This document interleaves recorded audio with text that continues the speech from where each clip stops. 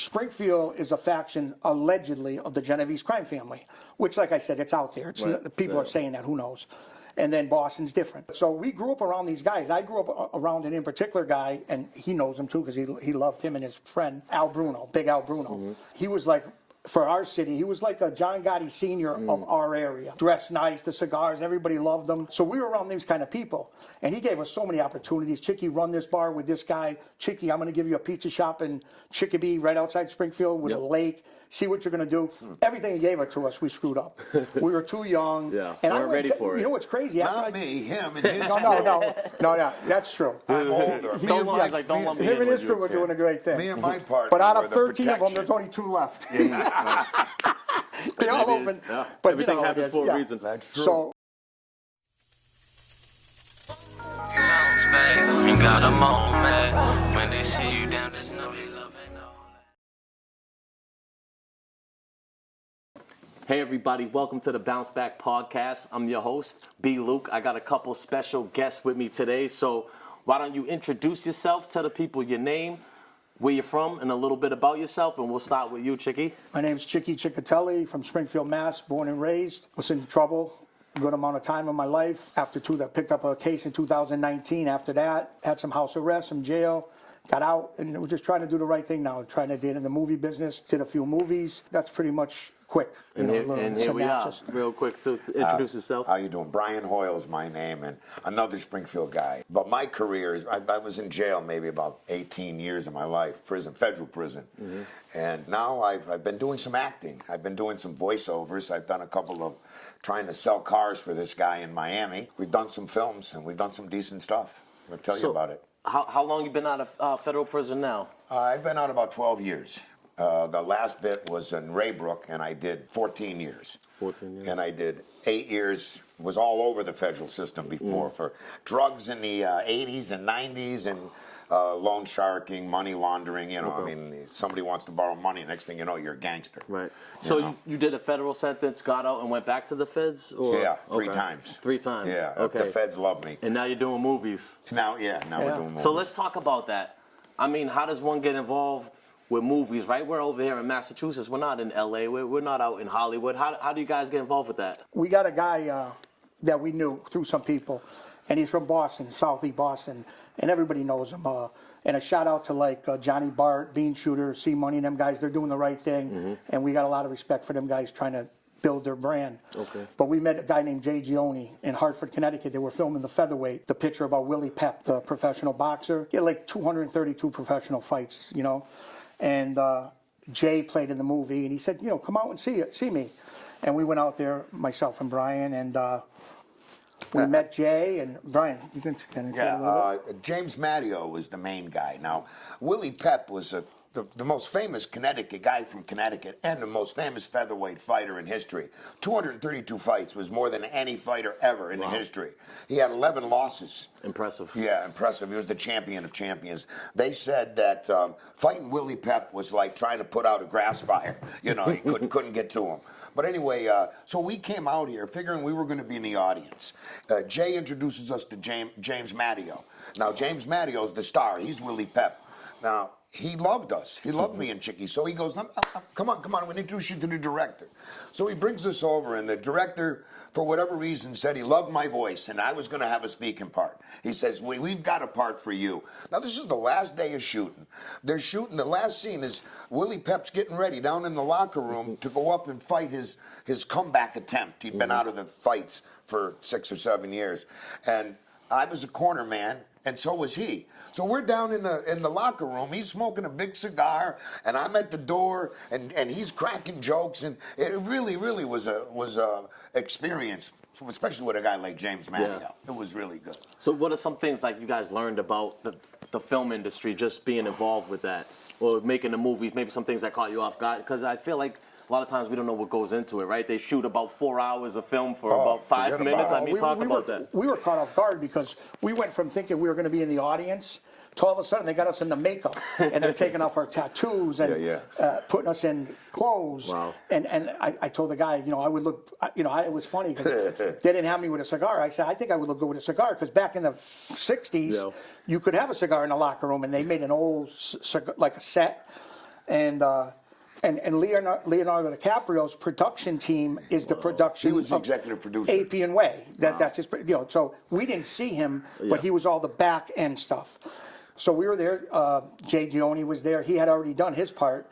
Which big shout out to Jay for helping us. Thank you, Jay. Like I said, a Southie kid. Grew up born and raised, and he's in LA now. Yeah. So we got lucky, and then prior to this, which I'll have Brian explain, but prior to this, we shot it was supposed to be like a TV series, Flanagan's. Flanagan's, yeah. We shot it in Queens under the Whitestone Bridge. Nice. And it was like a 5-day thing. We were there, and it would have been great, but there was some inner workings that I really am not. And it was just before COVID. So what happened was there were some shots that needed to be made, and it never happened. Yeah. Right. But I'll tell you, that's where we learned about the whole thing, quiet on the set. What not to do. And what to do, what not to do, and just the whole 9 yards. Like when you're doing a scene, like you said, they're going to do it from every single angle. Now, if I've got a cigarette in my hand and it's this far burnt down, then I have to do the same thing over and over again. We didn't realize that, but they tell you. You know, the audience will notice that. Yeah, you see it on the internet all the time, like, Starbucks cup in the background. Where or was something. your hand? It has to be the same place, and So That's it was a real good experience. Too bad it didn't get produced, but then I got involved in this thing. When I was away, I became real close to John Gotti Jr. He was my cellie. We worked out together. He's a great guy, Raybrook, yeah. And when we got home, he wrote and produced this show. He also wanted it to be a series called Witsac Mafia. And the pilot one was about Joe, what's Joe's last name? Barboza. Joe Barboza. He was the very first guy that was involved in the federal witness protection program. They created it for him. And they moved him out to San Francisco. Needless to say, 6 years later, they blew him apart. That was a local guy, right? Joe Barboza? He was from Fall River. Fall River, okay, yeah. I know They killed him in San Francisco. Wow. Yeah, he was in the. So anyway, what happened was he ended up ratting on all the Italian guys because that's all that the FBI here wanted was the Italians. They didn't care about the Irish running around at that time, So Witsac Mafia, Witsac is the nomenclature or the abbreviation for the Federal Witness Protection Program. So Witsac Mafia was the DAs and the FBI and everybody behind the scenes that there was all kinds of trickery going on. I mean, he didn't do any investigating, and he's got like 12 or 14 episodes, and every single one the FBI screwed up. They. Yeah, and they don't like that to come. Do they not like that to come out in public? Of course, I mean, of course. we got a couple new heads now. Whitey Bulger with that whole scenario, which we can get in later. But our friend pleaded guilty. Freddie Gias is from Springfield's brother Ty. They were good friends with us. We'd eat together. We have a good time, and Freddie pleaded guilty. And he was from Springfield as well, right? Yeah. So I'm going to get into Springfield a little bit. I just wanted to touch a little bit more on the featherweight, right? Say people who wanted to watch that. Sure. When did that come out? And say people want to watch that. Where can they find it? And it's out on cable, right, B? You can pull it up on any streaming service, the featherweight. Okay. And it's out. They originally started out with it in California, New York, and Connecticut because Willie Pepper's from Connecticut. Yeah. And Cal and New York are the two biggest. For movies, right? Yeah, right. You got Hollywood and stuff. Yeah. In the meantime, I don't know what happened in Connecticut. They ended up having them out in the farm country. They didn't have it in Hartford, where they should have. So it slowed down. It would have been nice. It was another great experience. They didn't have it in Springfield. They didn't have it in Springfield. Like we have movie theaters. Okay, yeah. And we had parts in it. I was in the trailer for the movie, which is funny. But Brian had actually, I had a speaking role, but they cut so much out of it. Brian actually had where he spoke to Willie and said, "Come on, champ, do whatever you say." Yeah, we had a couple time of to make sentences. the walk. Yeah. So did you guys get like nervous at all when it, action, the thing hit? I mean, what's going through your mind? It happened so fast that. Well, because we were there figuring we were going to be up in the bleachers. Yeah, and the next thing you know, you're getting the tattoos taken off, and we're getting ready. And here's what we're doing. And I tell you, there were no lines. He turns to me and goes, "What's that guy's record?" The guy is going against. And something happened, and I laughed, and he goes, "What are you laughing at?" and that's how we just played off each other. We just played ourselves. Yeah, and basically. it was. I told him the guy's record, and he laughs. He says, "Oh, he's a tough one. He was 4-8 or something, know." And it was a real experience, and we had a beautiful premiere at what was the name of that? Woodstock, New York. Woodstock, New York. And then Hartford. No, Hartford was the premiere. A big place over there. I forgot the name. Part of of one of the fancy places. Yeah. Anyway. Yeah, yeah. Okay. It was It was downtown really Hartford. nice. It was beautiful. What was Yeah. like your favorite part about the whole experience? Was it sitting at the premiere and seeing yourself on the screen? Was it doing it? Listen to me, at the premiere, we met Who's a Who. We met, I met Vinny Pazienza. Okay, He Vinny Paz, took yep. pictures with us. Patrick Nee. Yep. From Southie, Boston. right? I don't know what it is. I don't know if he's South. I hate to confuse them. I know they but get super Patrick offended Nee when was you, a good guy, when you switch and I up met the him child through sound. Jay Gioni, gentleman of a guy, and we met a lot of good guys, and Yeah. I was just happy with that alone, you Yeah. know. And then watching it, and then our names rolled down, which I got video of it. It's incredible. Yeah, that it was was big. cool. I mean, especially guys coming from like where you come from. You guys were Yeah. both in federal prison Right. joints, Yeah. like the worst of the worst, and to sit there and actually be in a movie and, And see here things we, come. yeah, it That's was gonna be really amazing. something. It was. It was something. great. And the Witsac Mafia, we went down to Florida and shot that. That was the pilot for the series. So what happened? Was it? Why didn't that not continue to coming. go? Oh, it's it coming is out. coming. Yeah, it's Oh, coming okay. out, yeah. It's Oh, coming this awesome. year, from what John says. They HBO wanted to buy it. Not nice. HBO, excuse me, A&E. Okay. And there wasn't enough money in it. And John said that. He says they wanted to do a four-part series.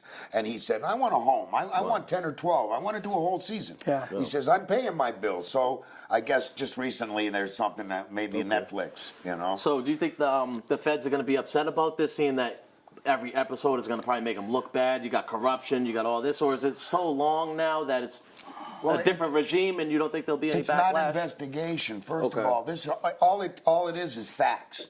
Okay, it's not like John's put together this crew and coming up with this information for the first time. Right. It's a proven fact. They've gone to court. They were prosecuted. The feds, the FBI, whoever, they fucked up and it came out. Yeah. You know, so. There's not much they could do about it, you know, and they're not going to come down on him because it's the Joe Barboza one was in '63, Right. you know, and now as we move forward, who's going to get mad at the Whitey Bulger one when we do that, you know? Right. Geez, Exactly. 63, I mean, 60 years ago, Yeah. we're talking about. So let's rewind it a little bit. Springfield, Massachusetts, right? Everybody knows about Boston, Mass, the capital. In the state, we all know about Springfield. Big group of guys in the prison system and all of that. But maybe from people not from Massachusetts, they might not know about Springfield. So why don't you guys talk a little bit about like what Springfield was like growing up when you guys were growing up? First of all, I mean, I went to college. Not that I was a brain surgeon, but I wanted to be a lawyer.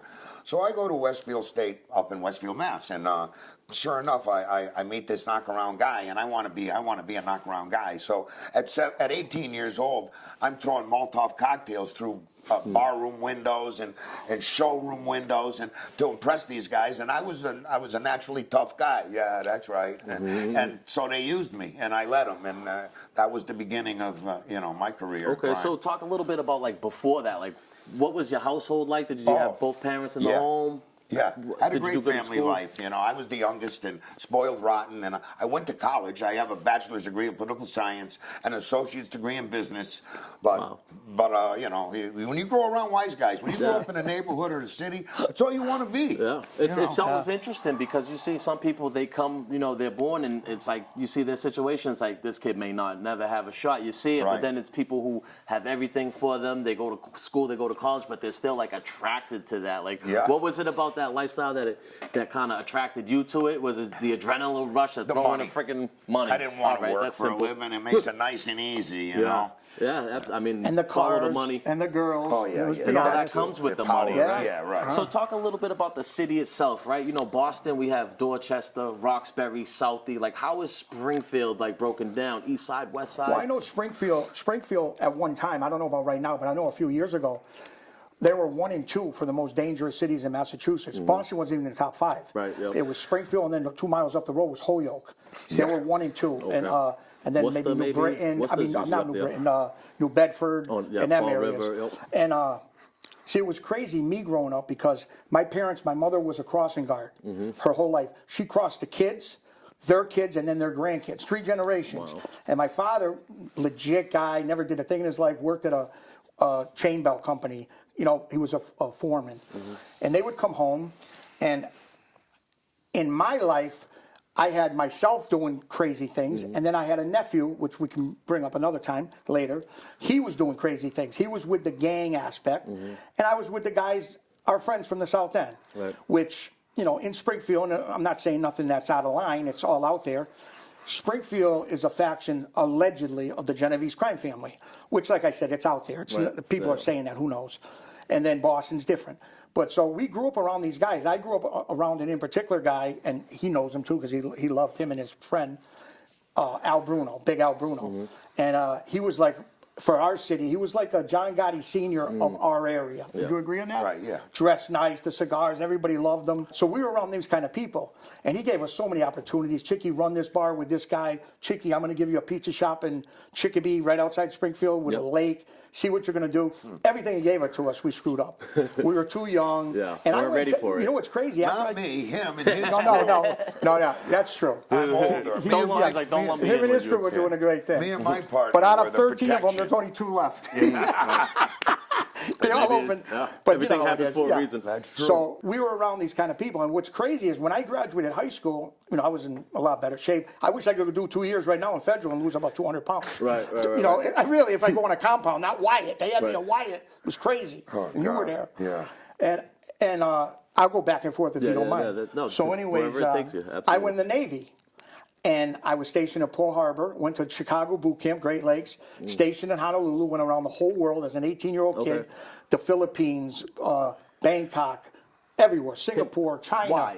Why did you? I don't know. My father was a Marine. Okay, that's. And I got out of high school. I tried college 6 months. I didn't like it. Yeah. I said, and then of course you go see the recruiter, and they're pretty good at talking you into stuff. And anyways, I was in the military, and I got hurt. With 6 months left, I got hurt. So I ended up getting retired from the military. Now I come out, I wasn't fully retired, and I'm getting all these chances. Like a bunch of guys took pinches in our area for bookmaking. So somebody came to me and said, Chicky, why don't you learn to run the office? You can run the office. And I ran the office from 1989 to 2005 when I got pinched by the FBI. Wow. Yeah, a lot of years, So you had mentioned the South End, right? Is that like you guys' neighborhood? It's Or- Is it Italian neighborhood? Yeah, it's Italian neighborhood. Okay, because when I was upstate Springfield, a lot of guys, but there was like a lot of black guys too. Is there like different, There's different neighborhoods? Yeah, Okay. Winchester Square was all blacks. Okay. The North End was all Spanish. Right. The South End was all Italians. Right. Hungry Hill, was all Irish. Irish. Gotcha. That's all changed. Yeah, changed. like everywhere. Everything's gentrified. And stuff. Yeah, So right. there's different areas. I mean, we got along with different everybody, but that's how it was kind of broken down. Like South End of Springfield is like the North End, Gotcha. same kind of thing, So what about like family members? Do you guys have family members growing up that were getting locked up or anything like that? No, I didn't. No. I got 2 brothers and a sister. They just who they are. Whatever. I had one brother pass away last year. It was just a normal household. And I was telling on another podcast. You're gonna laugh. You know how people on their wall, and maybe it was just a crazy thinking back in the 80s or whatever, early 80s, people have pictures of like Boston Bruins, this one, that one. Not me. My wall as a kid, John Gotti, this one, that one. It was crazy thinking, but them were our superheroes. Right. Yeah. It was crazy, but I'm just being honest. I had like a Goodfellas thing, a Scarface poster I got up, and then Michael There was Jordan no up there sports. too. But And if I tell had sports people- as well. I was a big sports fan. And I tell people, you're going to laugh. If somebody would have said to me, Chicky, we're going to give you a 4-year degree at Harvard. You really ain't got to study, and we'll give you it for free. Will you move to Boston? I would have said, I'm going to go to Springfield. I want to be on the street. Okay. That was the mindset. Because, I got another question too with the Springfield guys. I feel like a lot of them were more like they gravitated more towards like New York's sports and stuff like that. Like, well, not so much New York sports, but New York, Hartford, New Haven. Even though we don't have the accent like Boston, and Right, it's only it's an hour. different, Yeah, it's crazy. absolutely. No, Same but you're thing. I know right. it's So a on lot Rhode of guys Island. like the Giants. More Connecticut likes the Giants, and some of the people from Western Mass. Yep. I mean, the guys from Eastern Mass, Boston, want to call us the country Yeah, out there yeah, in yeah. Western Mass, because population isn't the same as it is out here. Yeah. I went to Westfield State College. I got a degree in political science from Westfield, and I was with a bunch of guys from out this, and always the jokes about Western Mass. Yeah, no, I get it. What is it, West of 495? I don't know too much about Western Mass. yeah. Even it took me going up to state prison to hear about these towns like Pittsfield. Yeah, that's You know what I mean? that's the way country. west. That's the That's country. way way west. back in the country, But but Springfield and Worcester, man, they always had like decent crews up there. You know what I mean? And, For sure. and like we talked about before, Millie's, the rapper from Cambridge, shouted us out on Vlad. Yeah, the 413. Springfield is with all the guys.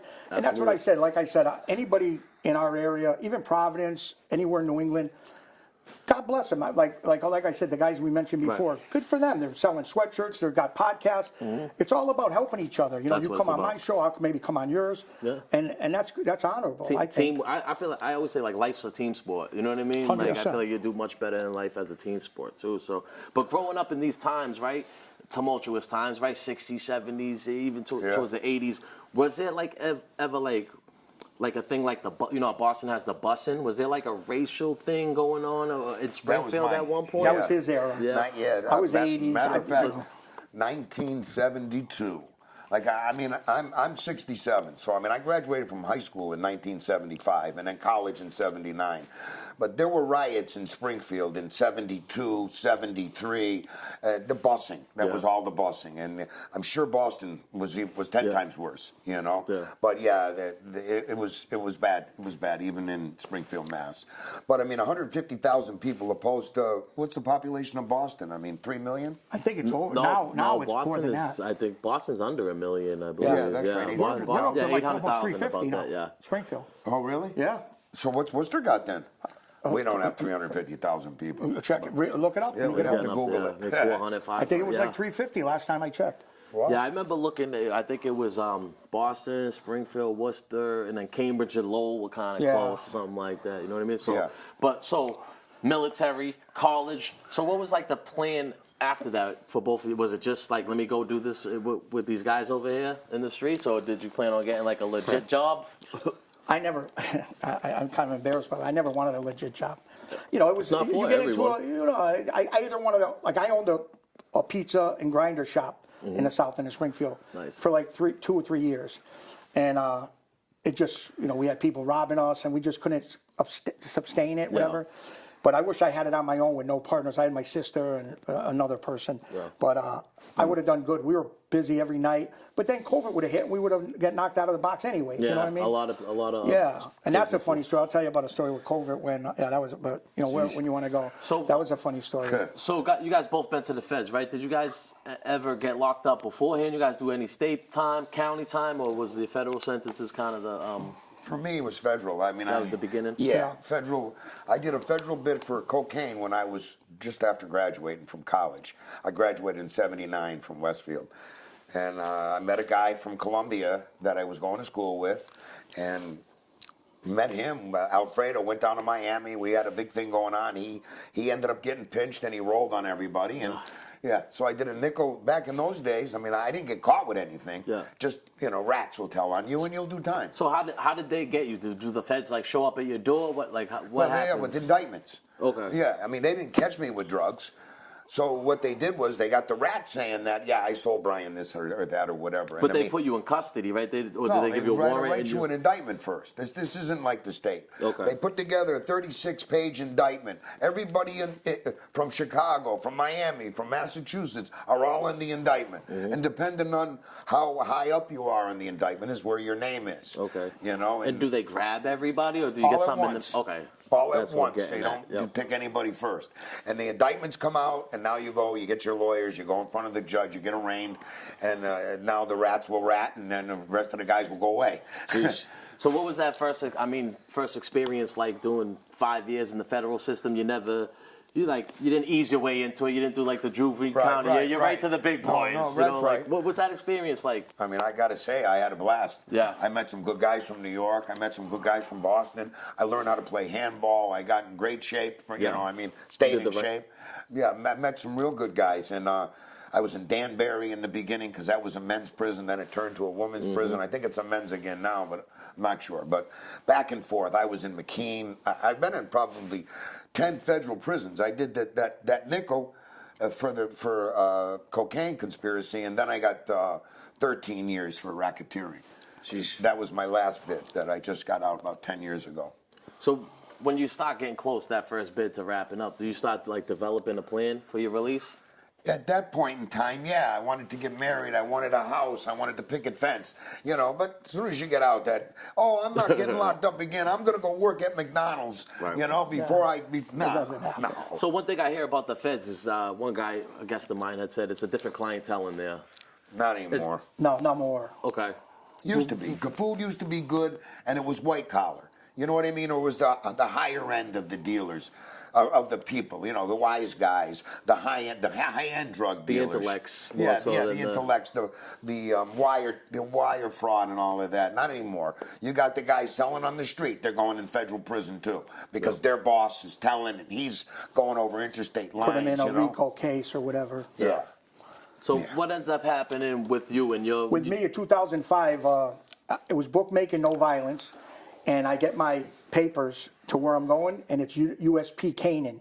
Okay, so talk about that. It's right? a penitentiary, Yeah, but you I never was did only no- behind the wall very short. Then they put me at the camp. Why did Camp. you go to on a Because of the non-violent camp. drug? Because of the camp. They got a camp there. Okay. USP has a camp on the same grounds. Okay. So I was only behind the wall short, and then they sent me to MCC Manhattan for another reason, and I was there 2 months at MCC Manhattan, and that's where you meet the real guys. Yeah. I was with Vinny Basciano, you know, alleged whatever Right. he's doing life. I was with some good guys, Right. the Albanians from the Bronx. You meet really, really serious people there, and I was only there 2 months, and then they took me on Aircon. I didn't go on the plane, but we met the thing in New Jersey. Okay. It was some base in New Jersey, and they took me in a van to USP Canaan. It was only behind the wall a little while, and then they put me at the camp. Okay. And then I got out after I got out there. But like I said, when there's no violence, you're not doing like he did, 13 years, a couple of years, a year, you're done. Yeah. You know, they're really not bad. And then they sent me to Coolidge House over here It's in Boston. by Brighton? Boston University. Yeah, yeah, By Brighton. the big building. Boston, isn't it? Brighton, or something like Northeast, that. North, yeah. no, Northwestern or Northeastern, whatever it is, the one of hockey colleges. school. Okay. Yeah. Boston. BU, Yeah, Boston BU, University. BU, yeah. So we went there, and then we were doing good. I was doing good, and then whenever you want to get into it, I picked up the biggest indictment on East Coast history in 2019. Okay. Not because I was involved in anything, but Right. wrong the place, biggest- wrong time. So yeah, might as well just get into that now. What happened with that? was- Talk about the events that kind of lead up Yeah, to yeah. that. My nephew was accused of being the alleged Latin King leader from Springfield, Massachusetts, to Miami. Wow. And so we pick up an indictment. It's a 210-page indictment, and it was 4 years. And they were following me too. And I have nothing to do with the Latin Kings. Wow. But they were holding meetings down our social club in Springfield, the Our Lady of Mount Carmel Society Social Club, and somebody inside let the feds come in there at night, put cameras, and the feds were filming because when them guys would go talk and have their meetings, they would cover the cameras. Mm-hmm. But they already had cameras going. So, and there was a big informant on that case that was part of the Latin King case. So I'm home. I was sharing a place with my nephew at the time, and I'm home. It's December 5th, 2019, 4 o'clock in the morning. Just happened to be up watching the news. He's sleeping. We got 2 pit bulls.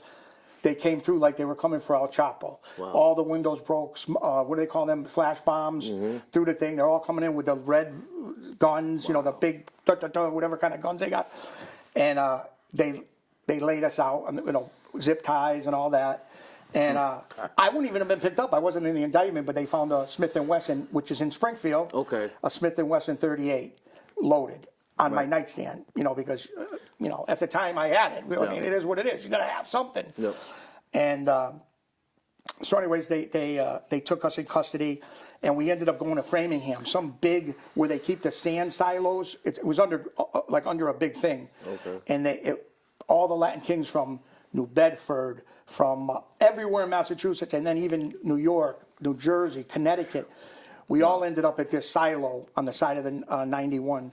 And all the ICE was there, FBI, this, that, all these different, and they would take your picture, tattoos, they do all that. Mm-hmm. So we went to Boston, Moakley, the federal Yeah, building, yep.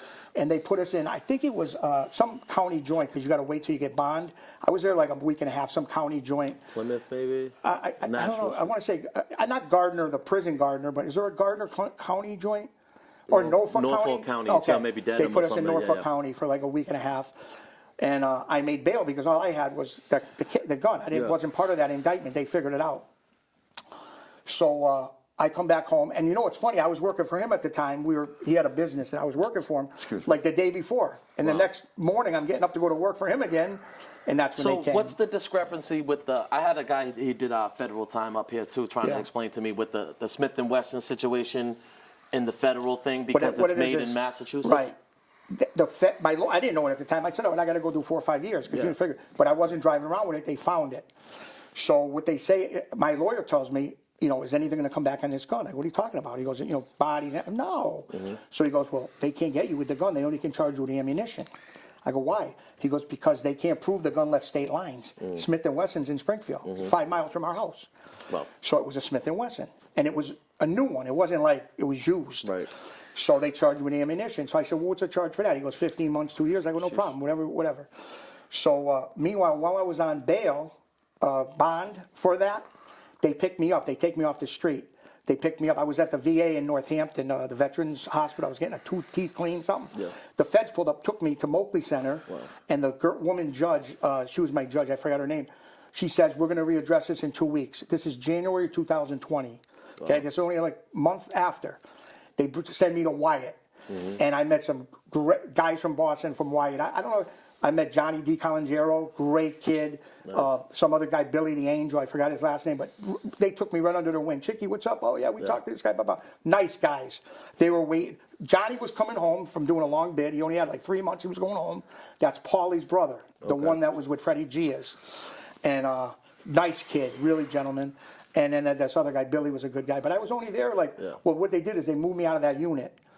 But COVID hits. Okay. So for 2 weeks, I don't go to the court. It's closed. So I'm end up there for like 4 months at Wyatt. With when you get to the federal system, Boston, Springfield, these guys all stick together, I take it, right? Massachusetts, or how does that work? Or, I'm not sure. I mean, why? I don't know why. We should have really went to Springfield Federal Court, but I don't. Oh, you know why? Because that Latin King case was all Boston. Okay, gotcha. And we just were all designated to so federal what court. was your ultimately? What did you get convicted of? I got convicted of ammunition. When it all was said and done between Norfolk and Wyatt, I had like 5 months in, and COVID hit, and I got the illness from the military. I told you I'm retired. Yeah. So they gave me a year house arrest. So there was no conviction for bookmaking or anything like No, that? that was in 2005. Okay. Yeah. That bookmaking and all that was 2005. This is 2019. Okay. So I was a convicted felon that shouldn't have had a gun. Right. But they couldn't prove it left state lines. Okay. So I got charged with ammunition. Talk a little bit about like the bookmaking, right, and the gambling, right? Because a lot of time we hear about like addictions with drugs and stuff like that. I mean, did you see some crazy things as far as like gamblers and addiction? Yeah. I mean, you see addiction. We've seen people lose restaurants. You know, like sell it to their brother because they can't pay. Yeah. You know, I'm not going to mention, but friends that almost lost their marriages. Yeah. I mean, it's bad, and when you see it, you know, it's crazy. Yeah. But Degenerate gamblers can spend more money than a junkie Right. Yeah. or an alkie. Right. Because you get drunk, you pass out, you get enough shit and you die or you There's pass only so out. many drugs you could do. You can Right. gamble 2-3 million, whatever Yeah. you got. You could lose Gamble a every house. penny you had in one day. Yeah. Because I always say, like, I ran a little book in while I was locked up. Nothing big, you know what I mean? I kind of just was like middleman and guy left, and I just kind of took it over. But I just seeing like how it actually works, I'm like, oh yeah, gambling is like kind of for suckers. At least you know what I mean. The money's in taking the action, Right. not thinking you Not can betting. win or you know it all. It's just and then the way people talk to me stuff is like. It feels like I can see it's almost like you're sick. Like you really believe this, and nowadays with everything being legal, I feel like you gotta have strong willpower these days. Yeah. Gambling, you can do right on But your it's phone. okay you now. can buy weed. It's okay if you lose your house or you lose your Yeah, restaurant because right. the government's getting a piece. Exactly. But when we were doing it, we were the scumbags. No, that was the big argument. Now they're going to make this poor guy who has to work for a living spend all his money. He can't feed his kids. You think they care if he doesn't blow it all on Keno and scratch tickets? You know how they justify it? On every Keno ticket or every scratch ticket? If you have a If it's a gambling problem, telephone call number. 1-800. Do you think they care? The number, yeah. Come no, on. they don't care. I just had a guy in here who did 8 years for marijuana, and his whole thing now is he's trying to get these people legal. out 60. He got the guy doing 60 years. One dude's doing life. Can you imagine for for marijuana? marijuana? But like He you said, now wasn't the smoking. government's getting their pot. Yeah. Like he's advocating, like, all right, you guys are making money off this. You got to get the people out or sitting there on a non-violent. But that drug guy charge. wasn't smoking weed to get 60 years. Believe No. me. No. The guy who got 8 he years was had selling pounds 700 and pounds. hundreds of So I pounds. can only imagine, and he did only like 8. So I can only Right, I know a imagine. guy got 30 years. He was bringing hash in, but I mean, when you're bringing in large quantities, you're gonna get it, you know. And now this fentanyl shit, they're getting destroyed. Oh, my I was a God. guy. I was in White with guys that got caught with a couple keys of fentanyl. They were facing 20 years, 30 year life. Who knows? That stuff's That shit's poison. crazy. It's killing. Yeah. It's destroying people. And keep in mind, in Springfield, what people don't know, and I'm sure Boston got enough of their guys too, but Springfield, our biggest people either got murdered, Al Bruno, or, without mentioning names, opened up on everybody and became informants, left their life. But meanwhile, you got Freddie and Ty G is in jail doing life. Yeah. You know, you got another kid up at, what's the place by Worcester? The hospital, the federal hospital. Framing. By Federal Worcester. Hospital. Fort Ayers. No, Whatever it is. Dix. Ayers. Fort Dix. Which one? Devens. Fort Ayers. No, Devens. That's the one. Devens. Yeah. Devens. Okay, doing 25 That's the years one in there. Mass. So Springfield, like within a 7-year period, it was, pretty much destroyed. You know what I'm saying? Absolutely. And then, when did you pick up he picked up his latest case, I think, when 2017? I was just about to get into that Yeah. anyway. Yeah, he'll About tell you like about your that. And that was bookmaking. He could tell you more than me. stretch, I guess, right? I mean, Oh, the big stretch. Would you do 12 straight, 15 straight? 12 straight. But what happened was I met a guy from, I told you, the cocaine from college. Mm-hmm. Now I'm graduated and I did a nickel, and I got out from the feds from the cocaine, and I met the guy that I spent 40 years with. This friend of mine. I mean, my partner, one of my best friends, and. He was always there for me. Anyway, we took this big pinch, and this one was 12 and a half years that I did. I think he did 14 and a half. Jeez. And get home, and we're home like 5 years, and the state troopers want to pinch us for bookmaking. So we ended up doing 6 months in Ludlow at the end of it. Yeah. It was the first time. I didn't even know state could pick up something like that, like a bookmaking charge. Yes, right? Not Fed, state. Yeah, that's what I'm saying. Usually it's the feds. Usually Yeah, that's it's what I'm the saying. feds. I didn't know the state Yeah. could. But Is what I'm saying. bookmaking, because they couldn't prove it because it wasn't over interstate lines. You know what I mean? Okay. It was local. But I had a website, the whole 9 yards. So we were worried about. You know how you have the websites down in it was down in one of the islands. Costa Rica. Yeah. It's Bet Magnum. That's what was the name of that website. BetMagnum.com. And so you give everybody a number, and say Chicky's name is T, and he's got his password, so he can get in, and he can bet anytime he wants, Monday through Sunday. Yep. And then at the end of the week, we got to come crack him because you don't want to pay. So how did the feds get involved with this? Like, did somebody start telling, or were they watching you the whole time from before? Somebody got pinched. They blew like $25,000 out of the bank, and the wife found out and went crazy, and she went to the Started the state ball troopers. rolling. Yeah, Jeez. and that's how it really got going, and it was a shame. Wow. Do you think that happens a lot? A lot of people like ass betting and figuring like, if they get deep enough, they're like, fuck it, I'll just tell. Yeah. I mean, That's what happened to me in 2005. We had a kid, nice kid. He only owed, he owed a lot of people, but he only owed me like $6,000. Who, Matt? No. The kid there, the Not pizza the shop. kid killed. Oh yeah, right. Yeah, not him. No. This is our guy. Yeah. And I used to go in there with my kids. My kids were little, like 7 and 8 years old. I wasn't going to pick up drugs. I was picking up money. Wow. So I went to him like a gentleman, and I just said, "Listen, what can you pay? Yeah. I'm not acting gangster. I don't care about that. Just tell me you owe me the money, right? You won, yeah. What can you pay?" He goes, "Can I give you $200 a week for whatever it is, $150 a week?" I said, "No problem. Yeah. Just pay every week, no juice. Yeah. I'll come every week. I'll eat pizza. I might spend $80 for lunch. Right. You just give me $150 towards the bill. No problem." Yeah. He had the FBI put in cameras. They were recording me. I saw it when you get discovery, I saw it in my lawyer's office. My kid's walking in, "Hi, Uncle so-and-so." I want to say his name is a lowlife. Yeah. But I played a jukebox, buy a soda, maybe spend 80, 100. He gave me 150. So he only gave me 50, 60. And they had it all recorded. And like he was recording me, he recorded the other 6 guys. Damn. Because in the case with me was this kid who became a cooperator, who does all podcasts now. I didn't want to mention his name.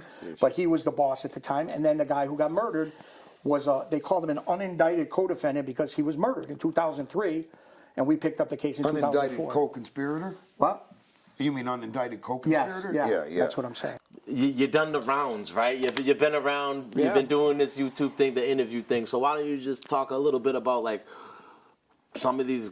I mean, like really big podcasters, man. Why don't you talk about like some of these platforms you've been on and that experience? I've been blessed. Like I said, I'm just telling my little stupid story. I'm no guy that did 30 years in prison. Like some of these guys got big stories, and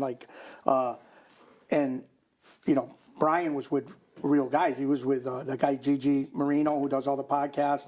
He was with a lot of different people, and so he's got a lot of stories of who he was with and diesel therapy and all that. Jeez.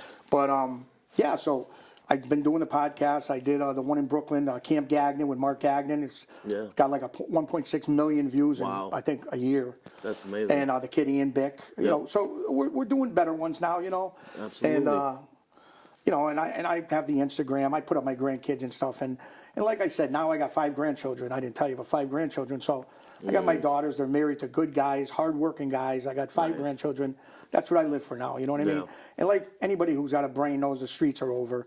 I mean, I don't know about the gang stuff because I was never into that. But even the organized crime guys, allegedly, wherever they are, they're very careful. They got legit businesses. It's a whole nother. It's a whole nother game now. So like that's why I said, and I said a name a couple of times, but.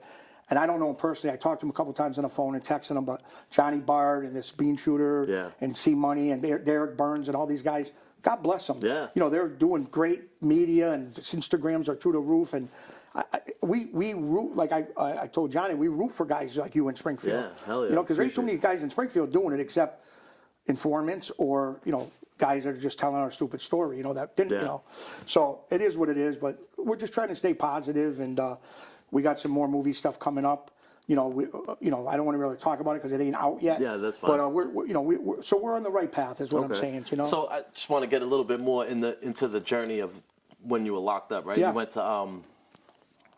You went to the USP, but then not for too long, and then you went to a law. Is that where you did all your time? Or? Yeah, I did most of my time at the camp. I did behind the wall a little while. I went to MCC Manhattan for 2 months, and then the camp. And how long total were you in for?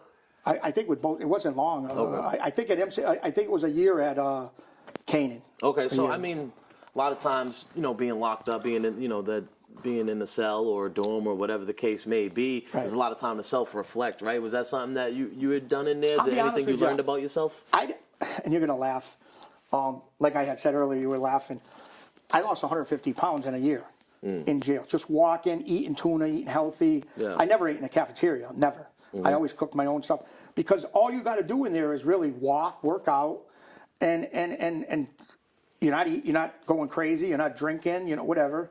So I was blessed. I just walked. I made it like I'm at a fat camp, and I'm just going to lose weight. Like I said, you laughed. I said I wish I could do a year and a half right now. I know, right. We need that discipline sometimes. You need want to laugh? Be forced. The judge and my friends were with me. The judge said to me, we're going to give him home arrest because he's sick and COVID is rampant now. And I could get COVID. What they said, I could get, my lawyer said, you can get COVID and die. So I said to my lawyer, no, get me the year and a half. I'll go today. Wow. Not to Wyatt, get me to a federal compound, you know? And he laughed. He goes, shut up. He was yelling at me, shut up. So I shut up. And then, of course, I learned after, which you'll laugh, when you're on house arrest, you just make a schedule to my probation guy. I got to go to church on Sunday. I'm going to visit my grandkids. I got to go food shopping. Doctor appointment, dentist appointment. You're out every day, 4 or 5 hours. I'm going to the gym, and they let you. What was that after your sentence? Yeah, after I got out of Wyatt, they did the house arrest, and I had the bracelet, whatever thing. They want to keep an eye on you. They keep an eye. Yeah, they were tough on me. You know, you can't go near this guy. The FBI was sending pictures. Oh, you come out of the pastry shop at this time, and this guy came out at this time, and that guy just got out too. So they were trying to get me, but I wasn't that dumb. I mean, the way I say it, the best way to stay out of trouble is, you know, don't break the law. No. You know what I mean? I mean, things happen. We get this. People get wrongly accused, but for the most part, if you're staying, you know, out of trouble, then you're not going to have no issues with And you know what was funny? When we shot the movie The Featherweight in Hartford, I believe it was 2022. I was under, not house arrest, I'm sorry, it was 2021 or 22, I can't remember. But I was under, I couldn't leave Massachusetts. You can't leave the state. With supervised release? Right, whatever it was. I can't leave the state. I'm in Connecticut shooting a movie. Now it's over, so I don't care who hears it. But if they would have called me, I would have went back to Wyatt for a movie, trying to do the right thing. Trying to do something positive. It's crazy. So we laughed. So you had mentioned your grandkids, right? So at what point does becoming like a father, at what point's that in your story, man? You a young dad or what? Yeah, no, I was a young, well, I had my first daughter when I was 26, 27. Okay. And my second daughter, 93 and 95, I had my 2 daughters. And that's when, even back then, I was really entrenched in the sports betting and loaning money to people, getting interest. But then when they start raiding your house, like we used to come back, we go to Florida all the time. Me and at the time, my wife, no wonder why she's my ex. And we go have a good time in Florida. We stay in Pompano, right on the water. And we'd come home and the FBI would be there. They want to raid the house. They look for papers, destroy the house. How much is a woman going to put up with, you know? I mean, you ever start to feel guilty about that, putting Not the people you love through I that? always did the right thing by my kids, but you look back and say, listen, I'm who I am. Yeah, exactly. We all make mistakes and we all go forward. So I'm just looking, like he always tells me, he's right. That's why the front windshield of a car is a lot bigger than the back. You got to look forward. You can't look back. Absolutely. So I mean, it cost me a marriage, and so like, how old were your kids when you were doing this time? Just out of curiosity. They used to come visit me. I think they were like 12 and 13. They came and visited me. Okay. Yeah. So I mean, they're old enough to understand what was going on. Yeah, they knew. Yeah, they knew. They knew, and it wasn't like it wasn't like Dad did some crazy thing. It's legal now. Yeah. And my daughter's got a great relationship with me now, and they call. We talk every day. I go visit the kids, and so knock on wood. I mean, it all. And their husbands work. They're good, not street guys, real workers, hard workers, and beautiful houses they got in Connecticut. So I'm blessed. Like I said, now I'm just living. Other than the weight struggle, which we all go through, Absolutely. But so I'm just trying to lose some weight and doing the podcast and just trying to do positive stuff. Absolutely. And anybody in my life that's negative, or anybody in my life that's gonna call me and give me bad information or torture me or say this or get me pumped up, I just don't talk to them no more. Yeah. And I'm not perfect. I make mistakes, but I don't need nobody calling me. Oh, did you see this? Did you see what he said about you? Did you see that? So I don't want to hear it. It's tough when you have people that are always like complaining or very negative. It'll bring you down, even no matter how positive. You be positive all day, talk to the wrong person. And hurt people. That's for sure. That's exactly what it is. So the ones that are doing this to me, they're hurt. They've got to be hurt, because me, even if I know something bad, I'm going to say, don't worry, you'll get through it. You're just trying to buff it up a little. But there's people out there, they don't want to see you do better. They don't want to see you success. They really don't. I mean, you say, you had a good time. You make the most of it while you're in prison and all that, though. Yeah. But I like to ask, like, what's the worst part about prison? Well, you're not there for the holidays with your kids, and your kids you got to put your kids driving, like Canaan from Springfield is like 7 hours. So you know what I mean? Excuse me. So they would come, and I didn't want visits too much. But you know what I mean? I can't even say anything because, like I said, there's a lot of people that were locked up. Johnny Bart's 27 years. I mean, who am I to even mention anything? I was there a short time. Thank God, no violence and bookmaking, and so there was no violence. And anytime there's no violence, you're not going to do a lot of time with no violence. If you got violence, like I was saying another time, if you said to me, Chicky, I need $2,000. Can I borrow $2,000? I said, yeah, no problem. I don't want juice. Just give me $100 a week till you pay the $2,000 back. Wow. Now, if you give me 2 or 3 weeks of 100 or whatever I tell you, or you tell me, and then I say, well, Bobby, it's been a month. You haven't given me nothing. And I yell at you, I want my fucking, excuse my language, I want my money. Or, God forbid, I slap, do something stupid. Right.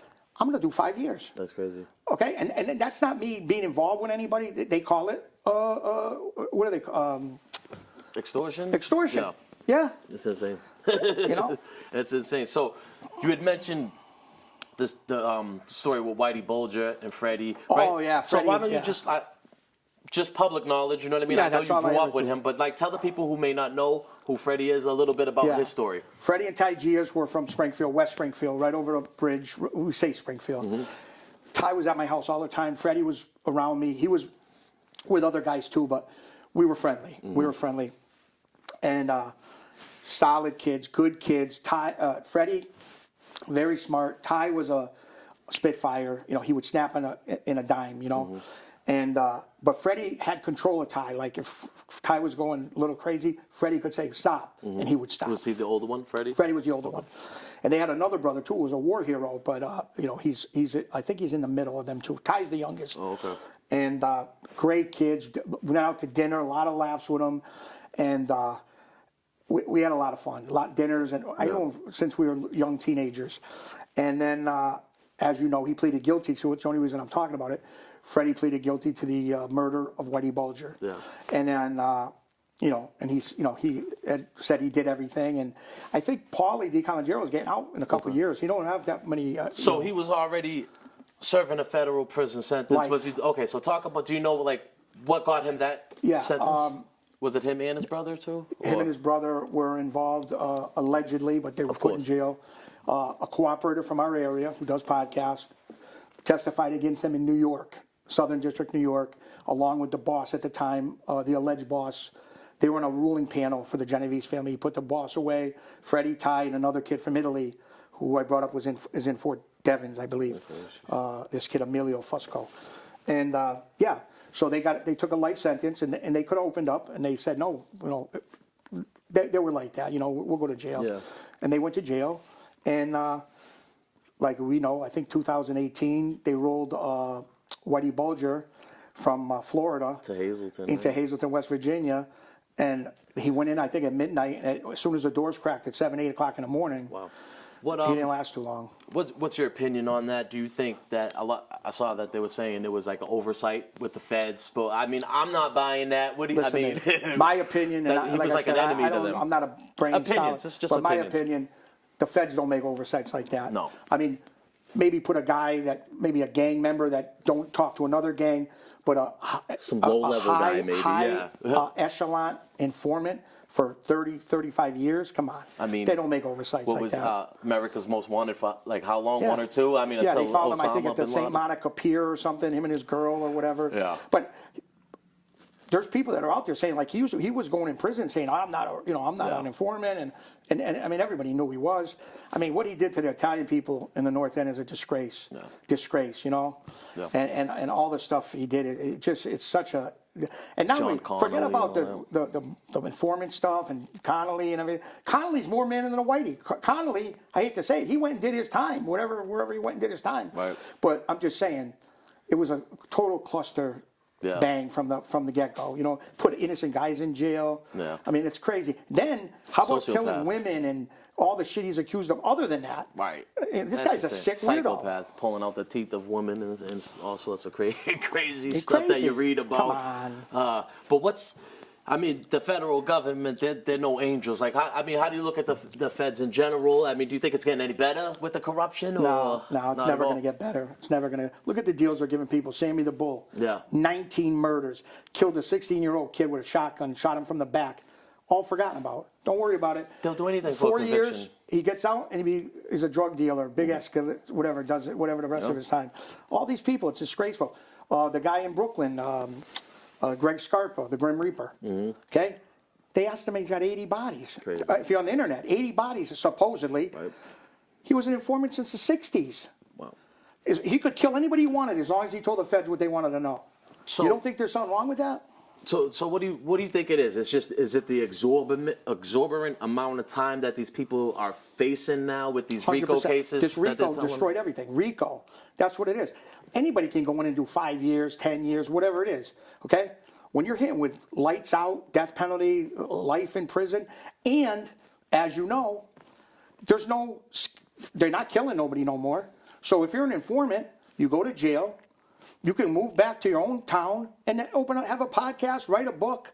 Yeah. You know what I'm saying? Absolutely. What are you afraid of? Nobody's afraid of nothing. Absolutely. When all this started happening, I said, listen, I'm no top echelon gangster. I never was. But I'm all set. Let me go Yeah. be with my grandkids and hang around with people that are positive, and that's the end of it. Yeah, the technology has gotten too far for them in their favor. They don't even have to follow you anymore. They can go on Instagram, TikTok, all these services. Oh, he's with this guy. Oh, they're in Right. Boston. Oh, he's eating dinner. Am I right? And if they can't get you, know what they do? They make a law. Yeah. They Yeah. just make their own law and get you like pretty much what and the they did with gang, RICO. a lot of these gang guys, I don't know them, but a lot of these gang members are putting up videos, music videos, Yeah. shooting in the air. It seems like that's the new way that the feds are going. It seems like they locked up almost everybody from organized crime. If they didn't lock you up, they get you to tell or they Yeah. died. So now Yeah. it's like they're going after these gangs and these Yeah. rappers more so, man. And it's just it's scary, man. What's your thoughts on that? It's crazy. Listen, one thing that's going to be bad, and I don't wish nobody to go to jail. I don't care who you are. Yeah. The gangs, okay? The feds are going to wish they had organized crime like it used to be because they weren't doing what a lot of these Yeah. gang members are doing. I mean, some of these guys. There was rules, you don't just going after You don't go innocent after victims. somebody's Yeah. family Yeah. or kids. These other MS-13, whoever they are, I don't know. But you read things, you're like, Jesus Christ, they wipe out your whole family. It's insane. I mean, I'm just saying. Yep. So, what are some of the short-term and long-term goals you have for the future? I know you said a couple of things with the movie too. Yeah, you we're trying to plan do a on a movie. book or what? A lot of people told me I should do, and I've been talking to a kid because I want to do it like professional in a studio like this. They said I should do a podcast. Okay. And interview friends and movies, people, and not crazy, but just something like that. And I got a good little personality. I might do it. Yeah, and like I said, that's a new way. And just, like I said, I'm entrenched in my grandchildren's life. And just hanging around with good people. Absolutely. And like I said, we don't go to bars and all that craziness no more. Maybe go eat dinner here and there, but just just peaceful. What's the main message that you would like somebody to get from like listening to your story? I mean, not only my story, like all the other guys, Johnny Bart, all these Bean Shooter, everybody. Change is possible. Mm-hmm. You can come out and you can get your, whatever your street hustle was, you can do it legitimately. Sweatsuits or this or that, whatever it is, YouTube. Absolutely. And that's what the new way's going, you know what I mean? At the end of the day, that's it. It's over. Absolutely. Whoever's involved, I don't know, 'cause it's been a long time, but God bless him. I wish him the best. I still root for the bank robber to get away.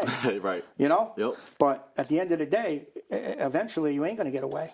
Yeah, and I feel like especially with the younger guys like that are coming up in this era, like we remember a time before cameras in everybody's pocket. Course. We remember a time before where the only people you had to worry about telling was the old lady out her window blind. Now everybody literally has a phone and a camera, which can be used as evidence. Never mind all the cameras. It's just and a lot of these guys, if you get in an argument on the street, you don't got to pull out a gun no more. They pull out their cameras. I'm filming you. And they put it all over YouTube. Yeah. If you threaten the guy, I'll split your head. They got it on the thing. And I've seen people hurt on the ground, bleeding out. And they're filming. They're not helping. No one cares. So that's the new way. Yeah, absolutely. So, okay. Another thing about you're not this big sports guy. The Basketball Hall of Fame is in Springfield, correct? Yeah. I've been there a few times. Okay. It's like anything. If you live in the city where it is, right. It's not. Who cares? You go by it. It's beautiful. I went a couple times, but no, it's there, and they have the yearly induction where all the professionals come. I'm a huge Celtics fan, and I think we're gonna go back to back this year. And if anybody ever, I know a lot of people in Boston, but go through Springfield like on the highway, but they got great restaurants. Famous pizza, Red Rose Pizza. It's been there, since the 1940s. They got some nice places over there. They really do. It's not all. Like a lot of people, it's ghetto. There's some nice sections, There's some good restaurants, and like I said, we were born and raised here. Like anywhere in Massachusetts. And what's crazy? My father has seven. My father's one of 7 boys and 4 girls, and they all came from the Bronx, Arthur Avenue. Wow. When my father was a teenager and all the other kids were young, because my father's one of the oldest, they all came to Springfield because their hustle was auto body. Okay. We opened like 4 or 5 auto bodies within a 20-mile radius. So that was their hustle. And still today, there's like 3 or 4 open. Do you plan, I know you had the restaurant before, do you have any plans for like any businesses going forward? Or? I got a kid we're talking to who's a good kid, and he's a builder, and he wanted to open up kind of like a chicken place. We're still talking about that, but that's a couple of years down the road. So we're looking to do something like that. And Brian is incredible. He owned bars and restaurants his whole life. So he's very good at staying on top of the liquor and what to put, I'm not... The logistics, the day-to-day of it, and everything like that. So say you had a chance to speak to like some juveniles, right? Say juvenile detention. Like, what are some things that you would tell to these kids? I would tell them it all looks good now, like, this, the gang, all that. But when here's the thing I learned, and like I said, I never went away like these guys. But when I was in court, all the times I was in court, whatever it was, assault and battery, dangerous weapon, this, boom, boom, boom, whatever it was, you look in the back of the court, what you see there? Your father, your mother, maybe your grandmother, or not, or one of the 3. Right. You don't see your friends. You don't see all your supposed brothers. Mm-hmm. They're nowhere around. When you're in jail or wherever you are, you might get a couple of guys that send you commissary. You're forgotten about. Absolutely, so that's not brotherhood to me. I'm sorry, in my experience. But there are some still guys I talk to, great guys. But I tell them, I wish you the best. Yep. I hope you do whatever you're doing. God bless you, but not for me. So why don't you tell the audience where they can find you on social media? I know you got the Instagram and the Facebook. I got Instagram. My name. I'll link it all too. Yeah, Cecchetelli with 1_. TikTok. What's the other one? Facebook. But that's it. Like I said, I got a YouTube, but I didn't do like you do. I just put up stuff. But so eventually, like I said, Well, I'd like I to think- turn into YouTube. I think you should do a podcast. I think you're well spoken. You got a great personality. You know what I mean? Try. The young woman in there was listening to you guys on here talking. She's like, I like these guys. You know what I mean? They're funny. You know what I mean? Yeah, And, we were busting chops with the yeah, people. absolutely, man.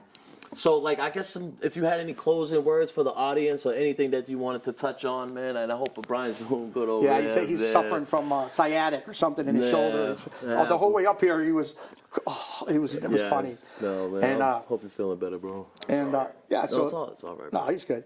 And yeah, so just like I said, stay positive, and it helped me. I don't know if it'll help anybody, but the military, for these kids that don't want to go to college, Yeah. they want to get off the street, 4 lousy years. And if you like it, stay. If you don't like it, don't stay. Yeah. But at 17 years old, I saw the world. Yeah. I would have never went these places. I was stationed in Honolulu, Waikiki Beach, Pearl Harbor. So I seen things, and forget about overseas, the Philippines, Bangkok.